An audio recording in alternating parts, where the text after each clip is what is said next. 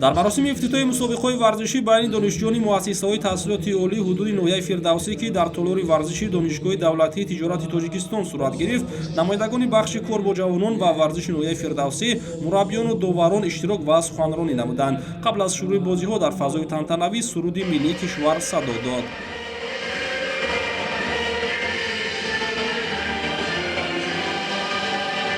Спартакиадаи мазкур бо баргузории бозиҳои волейбол миёни писарон оғоз ёфт. Дар ин нави варзиш 10 даста сабти ном шуда буд ки рақобати тимҳо давоми як ҳафта идома мекунад.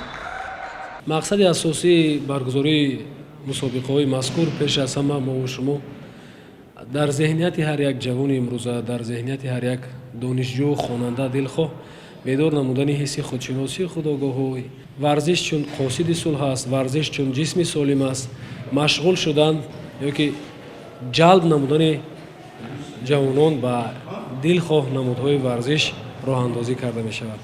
ҳамчунин дар ин рӯз рақобатҳо дар риштаи шоҳмот ва тенниси рӯи миз оғоз шуданд. Дар ин ду нави варзиш ҳам шумораи иштирокчиён зиёд буд. Дар доираи мусобиқаи мазкур ҳамчунин баргузории гӯштини миллӣ ва бозиҳои футбол дар назар аст. бо баргузор кардани мусобиқаҳои варзишӣ миёни донишҷӯён аз як ҷониб ин насли ҷавонро ба тарзи ҳаёти солим ҷалб намояд, аз тарафи дигар ба пешрафти кори онҳо заминаи хуб фароҳам меоварад.